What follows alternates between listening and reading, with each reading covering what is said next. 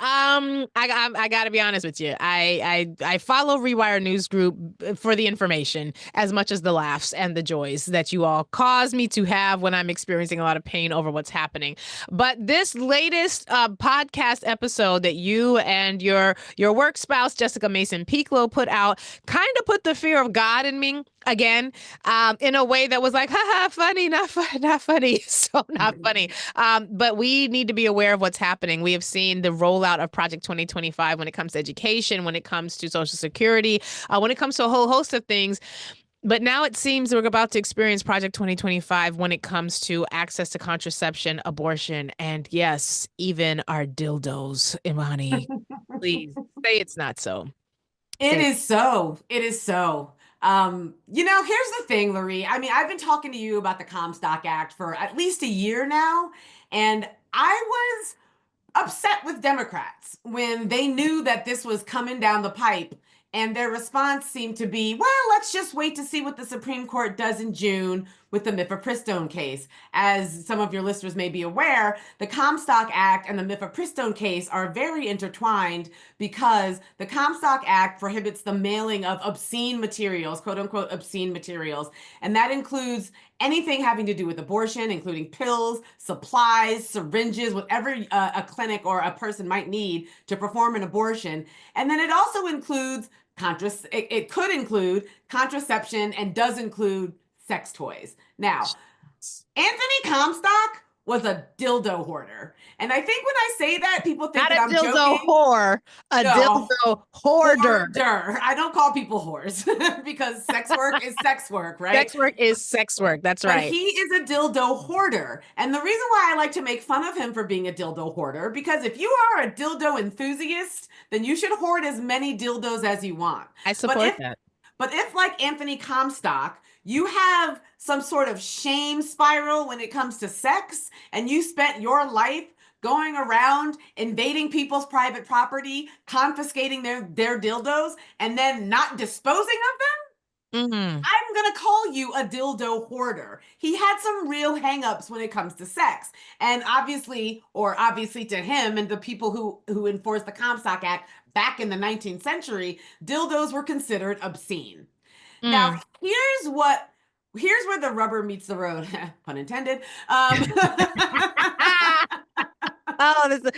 are the laughs that I go to Rewire News. These are the laughs, right? So in 1971, Congress amended the Comstock Act so that it wouldn't apply to contraceptives, right? This was after Griswold v. Connecticut. This was, I think, a year before Eisenstadt v. Baird. Eisenstadt v. Baird is the case that said single people can use contraception. Griswold in 1965 was the case that said married couples can use contraception. So because everybody was using contraception, Congress was like, let us get contraceptives out of the Comstock Act. Now, here's how contraceptives could come back into the Comstock Act without Congress repealing that amendment. You may recall that dating back as far as a decade, as long as or more, 15 years, as long as I've been paying attention, there has been a concerted effort to recategorize contraception, including hormonal contraception, as abortion-inducing.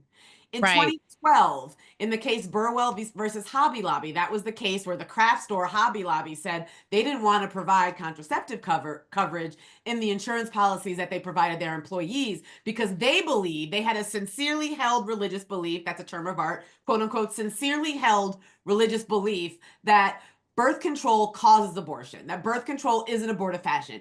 Even though just for clarity, you mean birth control, which prevents pregnancy, doesn't allow pregnancy to happen. They said, no, it really is killing the fetus after the fetus is already fetid. Right, because according to them, anything that prevents a fertilized embryo from implanting is an abortion. Sam Alito cited that statement in the Hobby Lobby the Burwell v. Hobby Lobby case, that there is this idea that if a fertilized embryo does not implant, that's an abortion because according to these people, life begins at conception, right? A fertilized egg is the same thing as a whole ass child, right?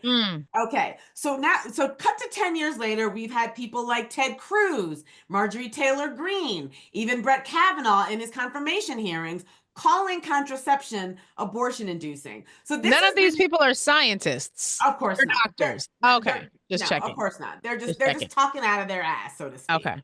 So now we're, 12, 15 years on later, and it has become sort of a sort of just de rigueur among conservatives that birth control is an abortion. So if you can reclassify birth Wow. control, contraceptions as an abortifacient, then if you have an attorney general like Pam Bondi, who has indicated that she is willing to enforce the Comstock Act, which would again prohibit the mailing of anything obscene, including abortion inducing drugs or Mm. materials related to abortion, that can now include contraception, even though Congress said in 1971 that contraceptives are excluded from the Comstock Act. Right? Jesus.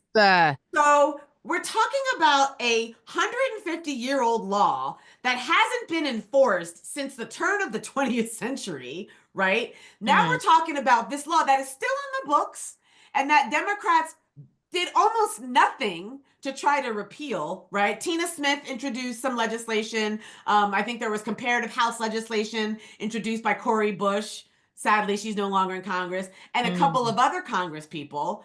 But obviously, that legislation went nowhere. And I would get pushback from people saying, well, we don't have the numbers. We don't have enough senators to repeal the Comstock Act.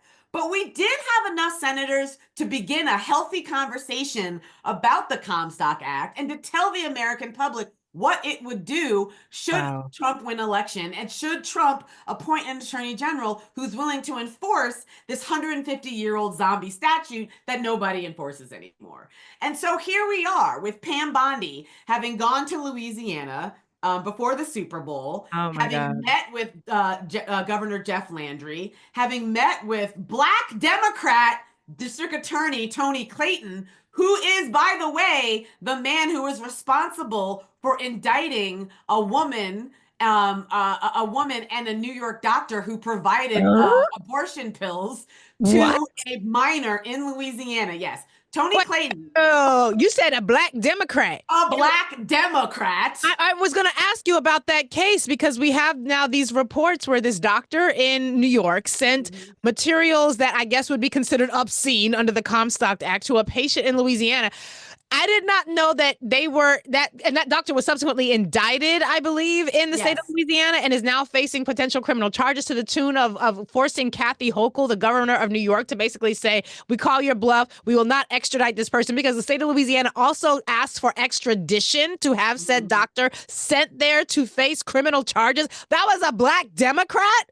That was a Black Democrat. And that Black Democrat said to Pam Bondi, we need nationwide, said something to the effect of, I would like to see some nationwide consistency because they're concerned about this abortion pill network, this nationwide abortion pill network, where people like Dr. Mary Carpenter, the doctor at issue in New York, is now being sued.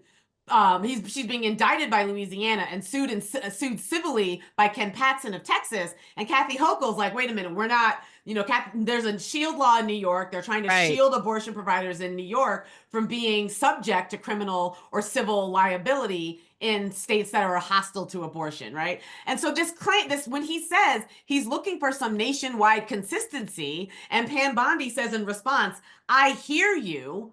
What she's saying is, yeah, we're going to use the Comstock Act to provide this nationwide consistency so that you, poor Tony Clayton, don't have to use your Louisiana laws that now categorize mifepristone as a controlled substance to try to force doctors in states that are not hostile to abortion to force them to stop sending their obscene materials into these states that are hostile to abortion. They Wow. won't need to do that. The nationwide consistency that Tony Clayton is looking for is the Comstock Act. He is looking for Pam Bondi to begin enforcing the Comstock Act as written, even though Mm. that law has not been used, has not been enforced in like 100 years, to begin to resume using that law to stop people from being able to obtain abortion pills, because Mm. abortion pills are right now the only reason that access to abortion remains available across 50 states. Once Wow. you go after these abortion pills, that means there's not going to be any abortion access anywhere, including abortion-friendly states. So this is a real problem. It has been a real problem for about 14 months now. And I remember last year railing about why aren't Democrats doing anything about this? Why aren't they at least using the bully pulpit to talk about the fact that they don't even, Republicans in Congress or anti-choicers, because again, Tony Clayton is a Black Democrat, right? Anti-choicers don't need to pass legislation or find some other way to implement a nationwide standard. They can just enforce this law that's already on the books. And that will force abortion access to absolutely plummet. And so, I joke about Anthony Comstock being this weirdo dildo hoarder, but he is responsible for this, this 19th century anti-obscenity law that is now going to basically end abortion access in this country once Pam Bondi finishes doing all of the other things that she's doing for Trump.